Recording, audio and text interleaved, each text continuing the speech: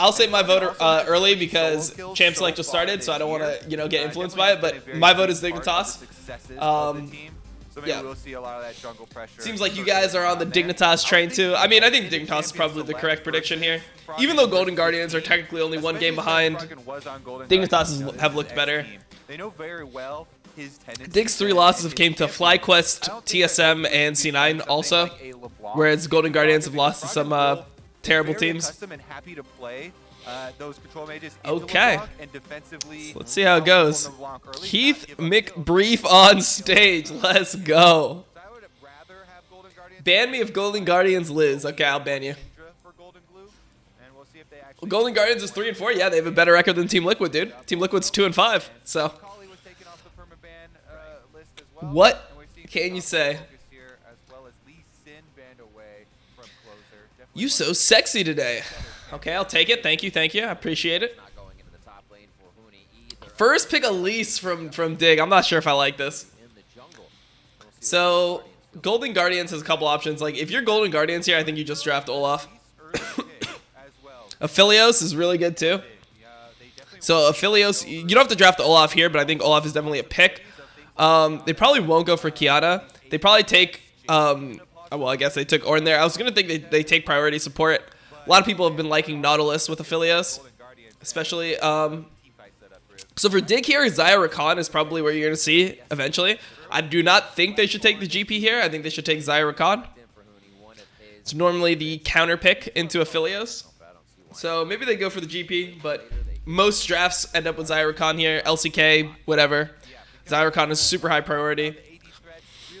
So you have GP, Elise, and Varus. Okay, so it looks like they just don't prioritize Xayah Rakan highly at all.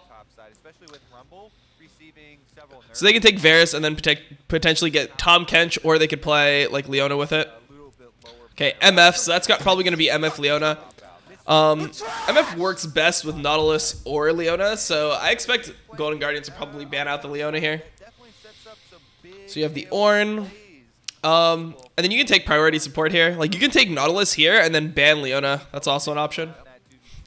Or you can take Olaf here if you just really prioritize the Olaf. You have either option. I don't think Jarvan is as good as Olaf here. Olaf got buffed on this patch because the experience for Krugs and rates went up, and he does them the best out of those champions that are currently in the jungle meta, like Elise, Lee Sin, Rek'Sai, etc. So if a team first picks Elise, I would love to see Olaf into it. Do you think Nautilus sucks? No, I don't think Nautilus sucks. It's really good in team fights, and in most lanes you can just get by with it. So let's see if Golden Guardians end up banning the Leona here.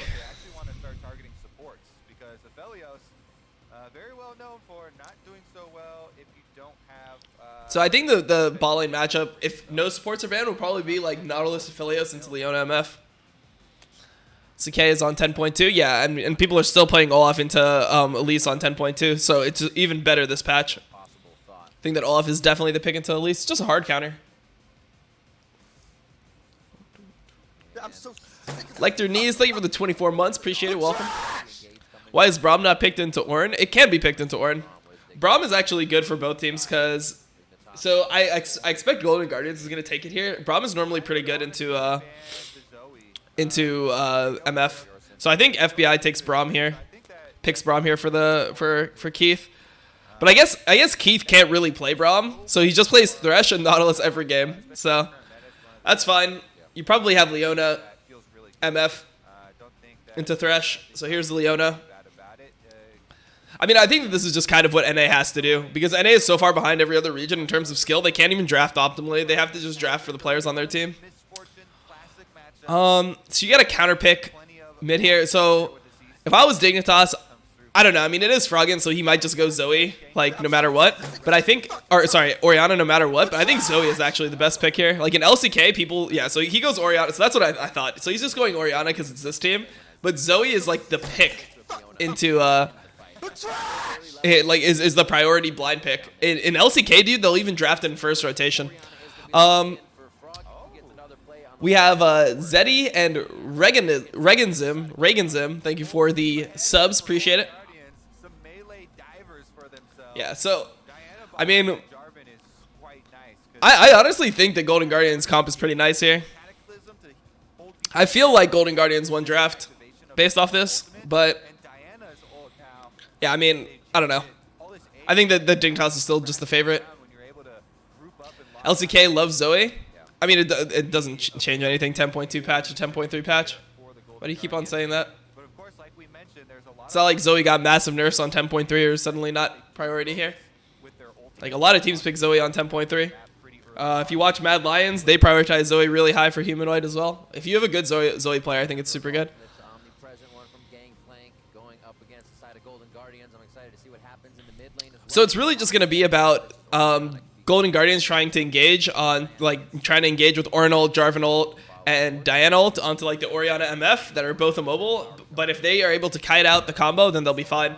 Later throughout the game, when Dignitas groups up, they're going to be in a decent advantage unless they get flanked by the Diana or something. If they fight front to back with GP barrels once GP is 13, should be pretty good for them.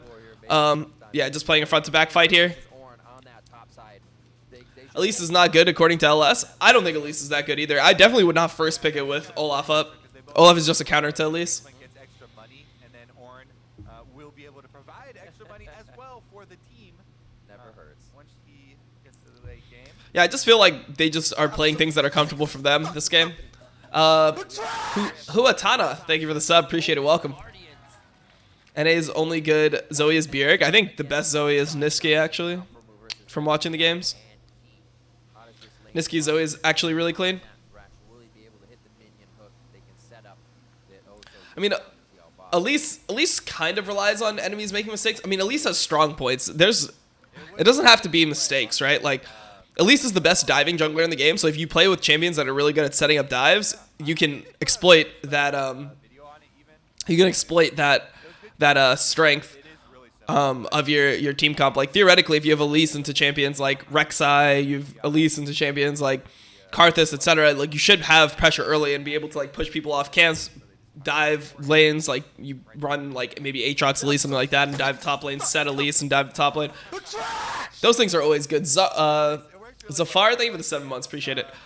My prediction is what before the game was Dignitas. I guess I'll keep the Dignitas prediction here. They're playing a comfortable comp, but like I think Golden Guardians slightly outdrafted, but I think the Dignitas is enough of a good team over Golden Guardians that it doesn't really matter that much about draft. I mean, I think that's the big difference between NA and EU is in EU, if you see really good drafts, normally the team with the better draft ends up winning. But in NA, like a lot of times you can just draft the better team. You can draft the better team comp and then just lose because your players are worse. Moosehead's 98, thank you for the sub, appreciate it, welcome. Is Broxa off that one game of Team Liquid. So he has definitely had a Okay, so Jarvan's just going buff to buff here. Because Jarvan doesn't really need level 3, all he needs is level 2. I want to see how he pass after the red though. If he goes red into his golems here, because I feel like that puts you pretty low normally in the jungle with Jarvan, so this is like a little bit different. on top side of the map. Diggs Elise, Griggs Elise is actually really good. So he is doing golems here, but he is going to get low from doing this. Like, he's already out of pots and has no smite, so he might have to back early here. And even if he backs early, he won't have 650 gold. So without 650 gold, he won't be able to buy his jungle item, so he'll probably just end up having to go talisman and a trinket. Yeah, you see his HP? This is why I don't like this clear.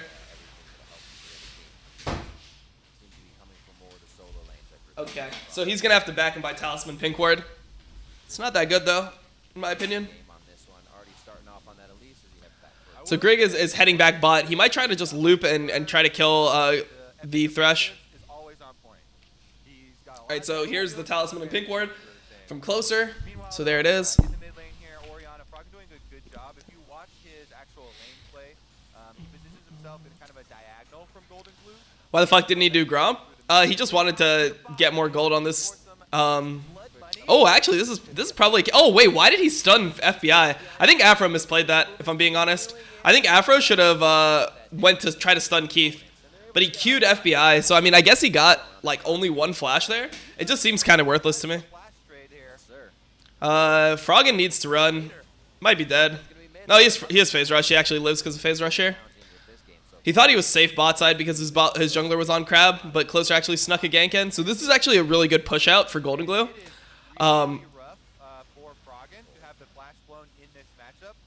Diana can actually. It's not that bad that he got his flash blown. Dash was moved to the E. It's okay, I would say. Earlier on. Huni waiting here with Barrel though. Nice shot. Quick cocoon onto Closer. I mean, I think that Greg should have went hard there. He should have full comboed. He was afraid because he had no repel up. That's why he didn't go. Good pressure in the lanes. You can kind of leave an Ornn by himself. He queued both. You can't queue both on Leona, dude. I don't know what you're talking about, but yeah, like you can't queue both. It's a single target ability.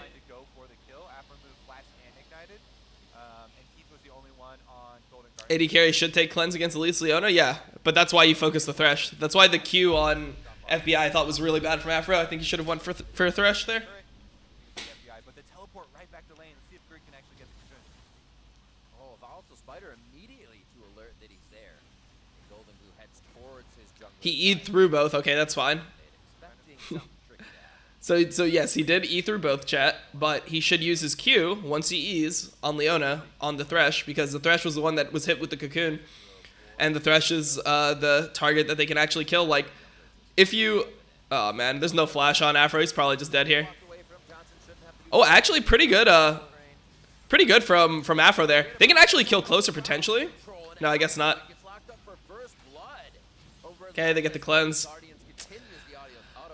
Johnson did everything he could. I mean, it was a good play to punish Afro not having flash.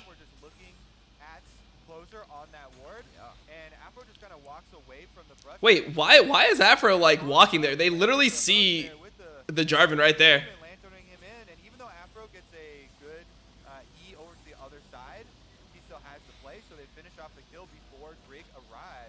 So they got cleanse. Good kill from Golden Guardians. Keith took the kill. Yeah, I mean, it was kind of a situation where they wanted to just get the kill immediately. Like, I feel like he had to keep on autoing with how it was going. So let's see what Greg buys here. This is his first base. So Red Smite, Boots, and Pink Ward, pretty standard back. So in this matchup, Elise versus Jarvan, he should be able to contest crabs and stuff like that. So I assume he's going to play Gromp into top crab here, and then he's going to try to place his Pink Ward in the river. Really good by Closer. I mean, I guess really good by Closer. I mean, Dig had vision, and they just disrespected it and died. I don't know if that's really good by Closer, if I'm honest. But that's just going to go fund his mobility boost here. As you see, possibilities for Keith roaming will come up pretty soon. Wow, small Dom today? I mean, I literally have my camera every single co-stream the same size, but sure. Ooh, so Grig is actually conceding the crab to Closer. Interesting. I guess they were afraid of taking the fight potentially with Diana having priority. Huni's actually doing pretty well here, keeping the wave off turret. He is down 10 CS though to the Ornn.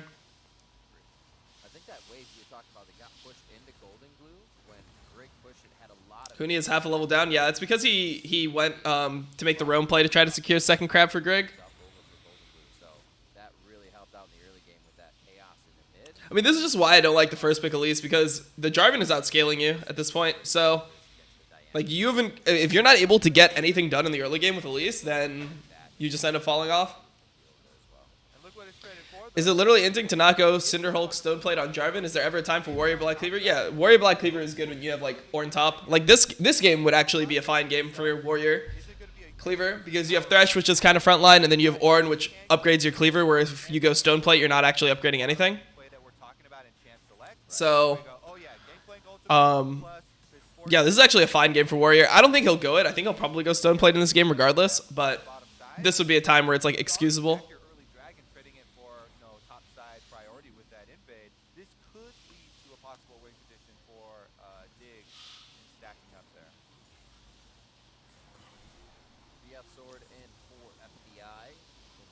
Greg backs again, only gets an Amptome. I mean, he's getting pretty far behind.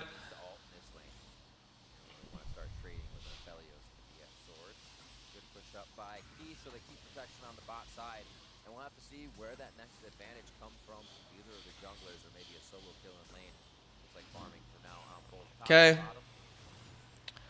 So really, Dig needs to hit 13 on GP before they start grouping up and doing anything. It's been a lot of pressure from closer onto bot side of the map here as well. And Hooney's going to have to probably use his TP top soon. He'll probably kill this wave and then TP back top. And then Ornn will have TP advantage, but he'll have ulti cross map. Ooh, that's really big from Hanser killing that barrel. Fucked up like probably 2-3 CS right there. Yeah, he made him miss 3 CS by winning that little barrel trade. Oh man, Aphelios is so broken. I love it. He's got the chakram stack off of the passive. You can stack up to 20 the last 5 seconds, but you have to keep hitting an enemy right in front of the turret. It's gonna be the combo, but it's not enough. They went hard there. And FBI continues the Calibrum Crescendum stack. Oh, top side, Rift Herald fight. They're actually gonna trap him. That's gonna be the shockwave coming in. They're on to the middle. I mean, I feel like Frog in there should be looking to heal. I don't know if the heal ended up hitting Greg, but yeah. Oh, wait, he's red smited and he didn't auto.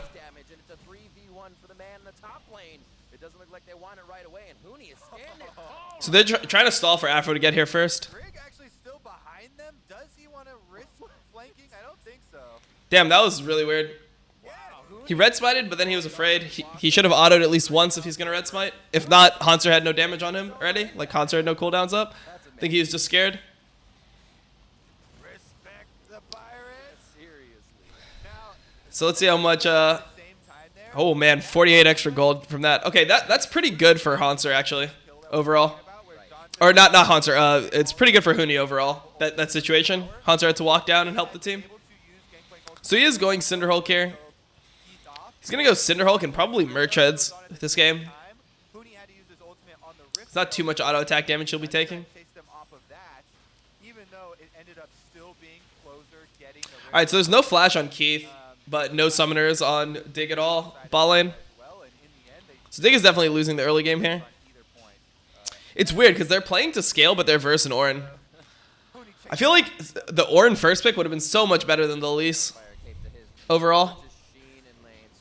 Oh, and he doesn't give blue here to Golden Glue. I'm surprised. You would think that Golden Glue would get the blue buff, but Froggen's farming really well. You know, Froggen's doing Froggen things. He's up 20 CS. He's lost a lot of summoners and pressure because Golden Glue's been trying to roam around the map or like trying to like make plays with closer. So Golden Glue's sacrificing CS to do that, but Froggen's doing good in his own right.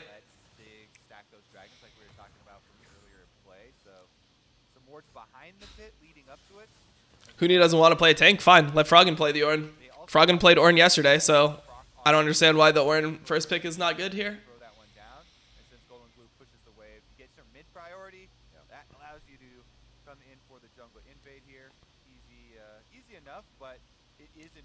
See, this is the type of stuff that Golden Glue is doing with time to like try to make plays. But Dig was actually pretty smart here about how they responded to it. And there's no flash on Froggen, so he has to be careful. So gold is probably slightly in the advantage of Hooney top lane. Actually, there's a plate down. No, I mean, it's still probably pretty good for him.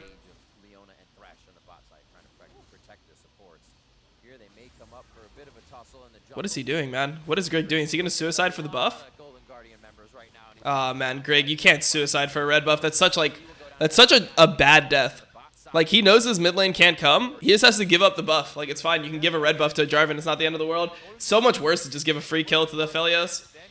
Because now Closer can just Rift Herald bot lane, and they can potentially just, like, lose, like, a decent amount of their turret, or maybe lose the whole turret. Yeah, they probably just lose the whole turret off that.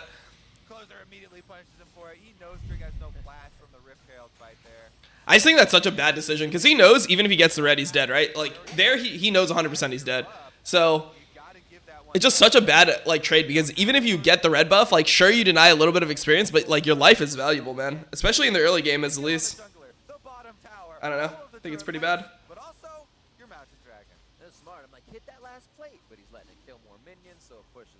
Yeah, I mean, I just think the draft was kind of bad, but they can still win. They just have to, like, play for late game. They have better late game players. Like, Hooney is probably a better top player than Hanser, I would say. Froggen's probably a better mid, and then Johnson's a better AD. So the fact that they're really outclassed in jungle shouldn't matter too much. There's 1K of gold into Phillies. Yeah, I know. It's such a weird decision, right? Like, that's what I don't like about it, because it's so greedy, and there's no potential upside, right? So it's like, he's just bad at measuring. Like, he has to know he's 100% dead there, right? Like, Froggen saw the Diana walk in. The bot lane doesn't have prio. Like, he has to know he's dead there. So it's just so greedy for no reason. It's like, he doesn't have to play like that. Especially if you're playing Elise, you can't afford to, like, get yourself behind.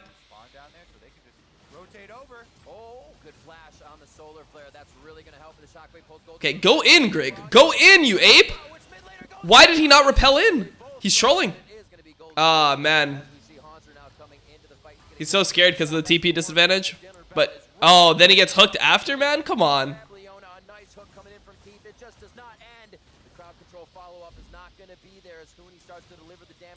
They need to wait for Huni's 13, like I said.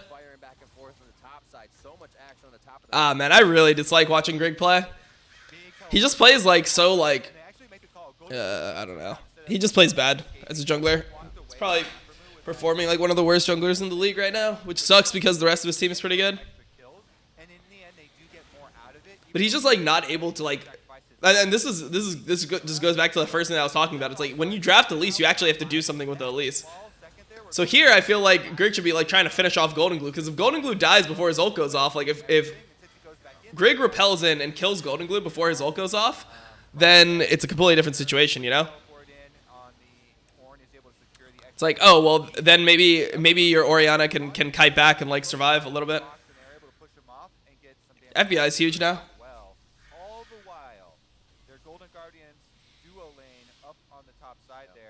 Acadian and Dig Academy promote him? Yeah, I mean, I think they should. I really think they should. I've always thought Acadian was better than Grig, though. Like, last year, I just thought the same thing when they were both playing, even though Grig's record was, like, better with TSM or whatever. Just looked like he was just kind of AFK. He just doesn't understand how to play the game on a professional level, like, in terms of playing around, like, his champion strengths, and then, like, his biggest flaw is, like, playing the map. There is TP on Golden Glue here, but Golden Glue has no flash.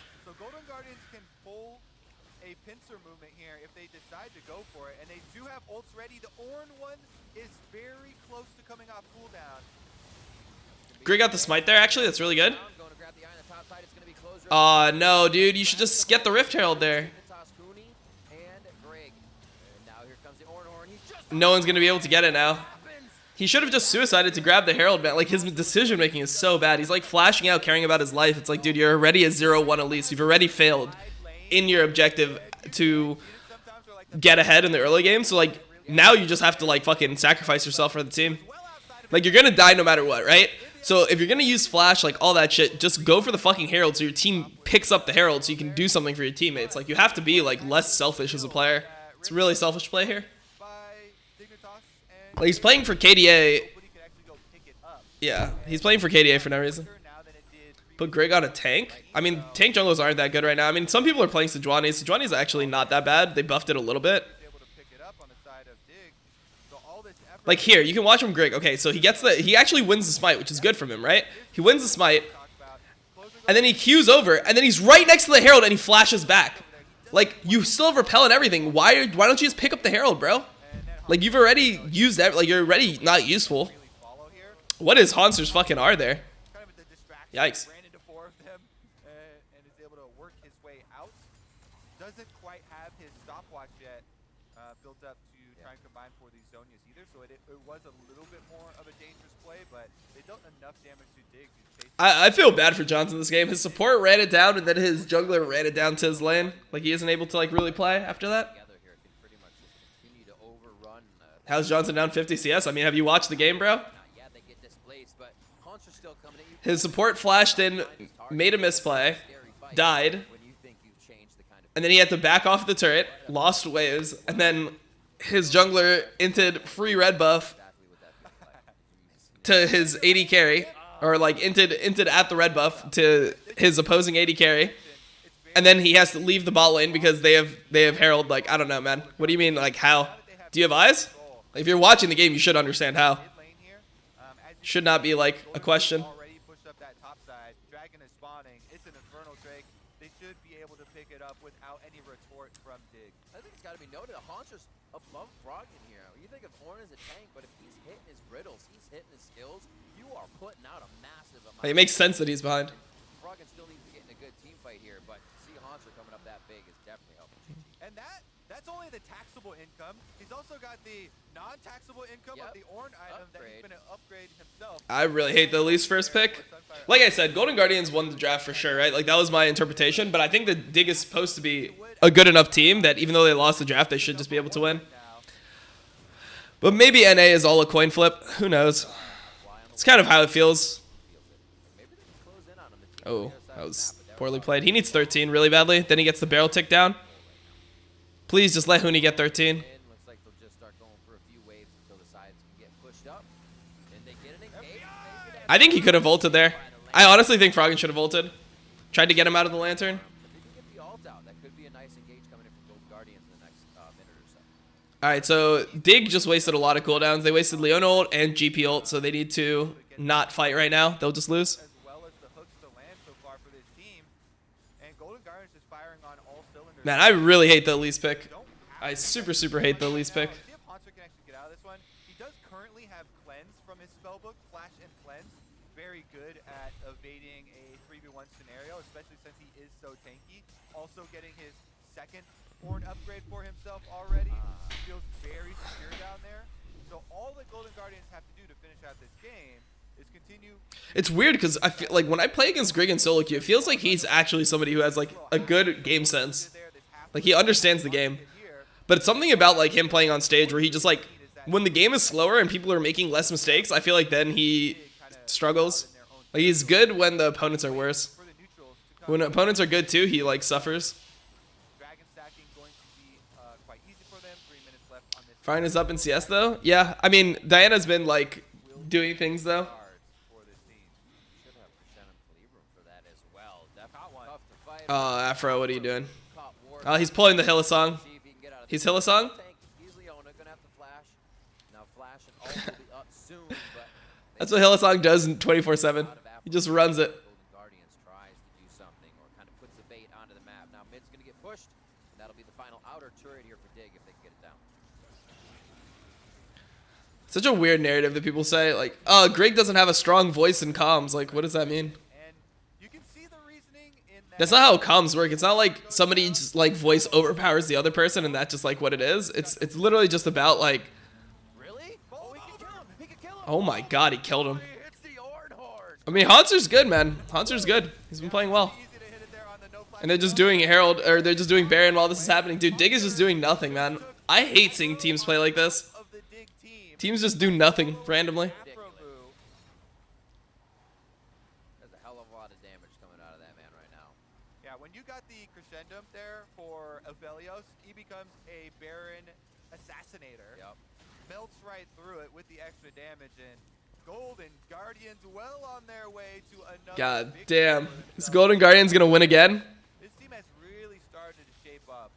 So many analysts, myself included, had them ranked very low at the bottom of the standings coming in from preseason. Yep. Looking at the Does even account? I mean, I think that this game was like pretty bad draft from Dig. Like, they're getting nothing. When you first pick a champion, like look at how much the enemy team's getting out of Ornn, right? Like, the Ornn is up the entire game. He's 3-0-1. He's building extra items for his AD carry, so his AD carry has Molten Edge here. He's really far ahead of Johnson. Like, obviously because of Grig's int, but like because of other things as well. So you look at this game and it's like, so what did you get out of the Elise? Like, why are you drafting Elise here if you're gonna play the game out like this? You didn't draft for dives. You didn't play for things like that. Like, you didn't make anything happen throughout the game. So what's the point of the Elise? If you're playing like Orianna and you're just planning on scaling for late game with Orianna GP, then you should be drafting a jungler that is like gonna contribute something to that team strategy. Well, that wasn't a problem for them, and you like to see that he could be that consistent Ornn presence for them as well. And the bottom side 1v basically 4, where he catches out Aphromoo, draws. This is a trash tier champ. No, Elise isn't that bad. An effortless objective for the team. It's just like if you play an Elise draft, you have to play an Elise draft. You can't just pick Elise and put it with any comp. Like, if you want this type of draft, then play just Gragas or something. Play something to ult, because like Gragas functions decently well into this type of game, right? Because you ulti away the you ulti away the Aphelios when the rest of the team dives. Because it's gonna be like Jarvan, Ornn, Diana going in, and then you ulti the Aphelios away while that engage happens, and then you have like some form of disengage. I just don't understand like what Dig's plan is. They're just gonna do nothing and just like lose the game. They're not gonna contest anything. They're not gonna make one play. I don't know. It seems weird. Not sure about the Banshee's Veil either on Froggen. I feel like he needed to go like a Leandris or something here. Pretty bad ult from FBI though. Does nothing here. But I guess they're planning on just resetting. They're not going to look to crack an inhib with the Baron. It's too early, I guess. They're just going to get Dragon and then set up the Infernal Soul win condition.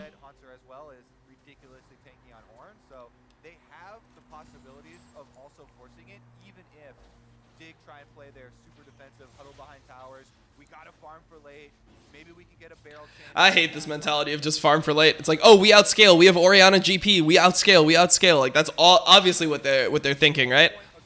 But it just doesn't work like that. Like since they started playing with that mindset, they've went down 4 or 5K. So they were down 3K. And what good teams do here, like if you watch G2, right? When they're behind 3K, they're good at trading and keeping the 3K deficit at 3K. So when the enemy team tries to go for a dragon, they'll set up like pressure in the top side. They'll go for top turret. When the enemy team is pressuring around Baron, if they feel like they can't contest it, they're doing something on the map. Whereas Dig is just like giving it up but not gaining anything for giving it up. They're just giving it up just to give it up. Isn't Nash's worthless on Diana versus Squishy comp? No, Nash's is fine on Diana. Like this is a pretty standard Diana build. Roa into Nash's.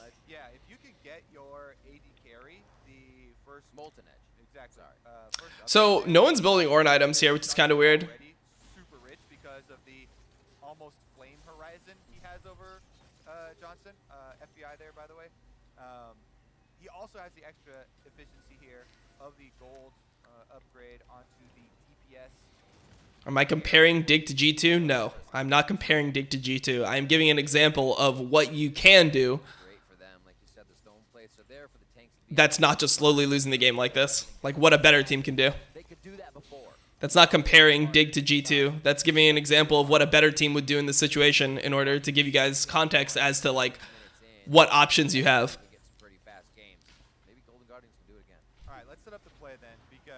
Obviously, G2 is better than Dig.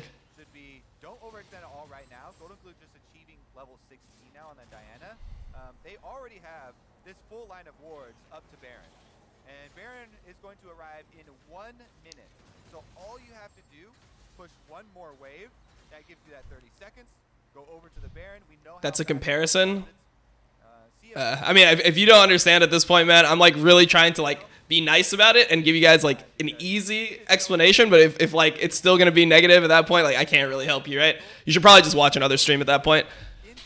Because like my stream is just worthless if that's the mentality you're gonna have with like. Yeah, like fucking analytical content. They can actually do it. They're grouping up on the Baron. One more minion wave to go. Golden Glue down bottom side with his teleport ready. Does finish off that minion wave. And they can start it up. Monster pushing top. Let's see. We've been kind of waiting for all the ultimates to come together here for Dignitas.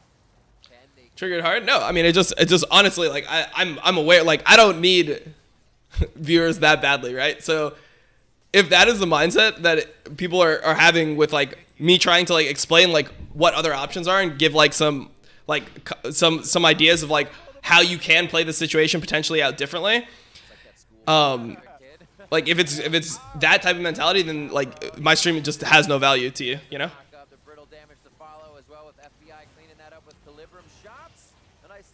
Okay, so Diana flash there. That's like the silver lighting. Why do I apply trolls? That's not trolls. Like there's people that are just like, yeah, people that are very just like they like to be contrarians. Like just because I'm comparing like things that you can do in the game doesn't mean that I'm comparing Dig to G2. Like obviously Dig is not doing what G2 does because G2 is better. Oh man, almost got him. If Johnson had any damage there, the guy is dead. It's actually good for Dignitas though so far. Like at least they get a turret here. They get something back. So the Infernal Soul is the next thing they should contest. The member of Dig that has the only member that has instilled fear into the Golden Guardians all game long has been Huni. That's the only one that they have. I mean, Huni's pretty strong. He's 3 items, level 16. When he has ult back up, they can potentially fight. No flash on Diana. This is their hope. The Dignitas hope here. Gangplank in the mid lane. Want to see him do it? You can see him chatting on the bottom left hand. Why is Stoneplate first item working, or is it just the matchup? What do you mean? For Jarvan? You always go Stoneplate first item after Cinderhulk on Jarvan. That's just the build. So Ornn has no ult for this dragon fight, potentially. It's pretty low cooldown at this point, but I think it's probably around 60 seconds, so you should have a 20-second window to potentially start the dragon, or like fight without the Ornn ult. Onto Aphelios. Aphelios is one of those 80 carries that will not be able to react super quickly. I mean, I think that you just first pick Aphelios for Johnson. That's honestly what I feel like the solution to this draft is. You first pick Aphelios for Johnson, or you first pick the Ornn. You gave Ornn and Aphelios. You gave Ornn and Aphelios to get an Elise. Like, it's just such bad drafting. Like, it's just not knowing the meta either. They should actually be able to win this fight. This should be a winnable fight for Dig. Closer inted really hard there. It's really bad by him. They have to be careful of FBI here, though. They're going too hard. Okay, that's good. Golden Glue has no flash. Golden Glue has no flash. Oh my god, that Aphelios, man. Oh, that's so sad for them. Closer has that tendency where he just like over-engages sometimes and trolls. Oh my god. Damn, there was no Ornn ult for that fight too. There was no Ornn ult, and yeah, I don't know.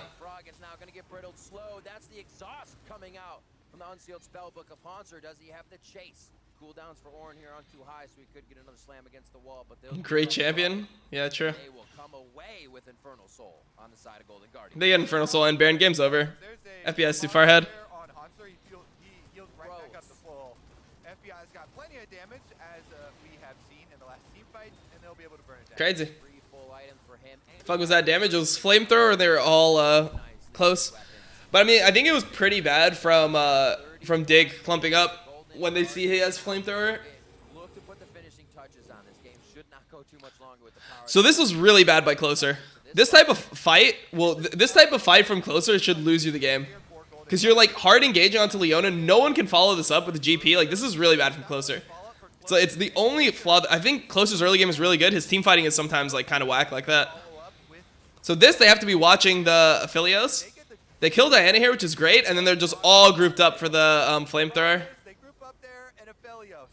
FBI comes in. Flamethrower and Graviton.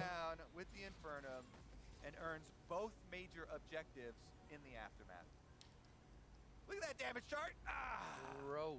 Last team fight, by the way. That wasn't the other chart of all games. That's a big Aphelios middle finger, actually. Yep. It might be in the wrong spot, but it's okay. It's okay. Yeah, I mean, if they don't, it's so hard to win now into the Aphelios here. Now need to use this power to push the lanes down all too often. We can see this fizzle out. Diana gathered them. I mean, they were clumping themselves.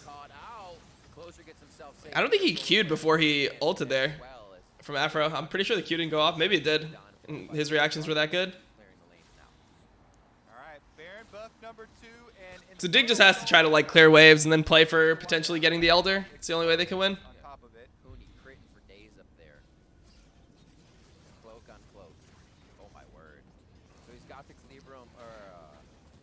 Well, I was right about Golden Guardians having the superior draft. What I was wrong about was Dignitas being like a tier above Golden Guardians, where like the draft wouldn't matter that much. Dig is just like another one of those shit teams.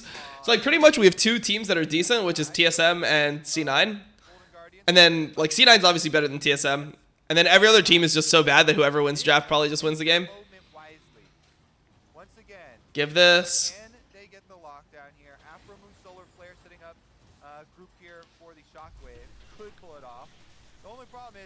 FBI didn't have to use his summoners in that last team fight to get those kills, so he still has his flash and cleanse ready.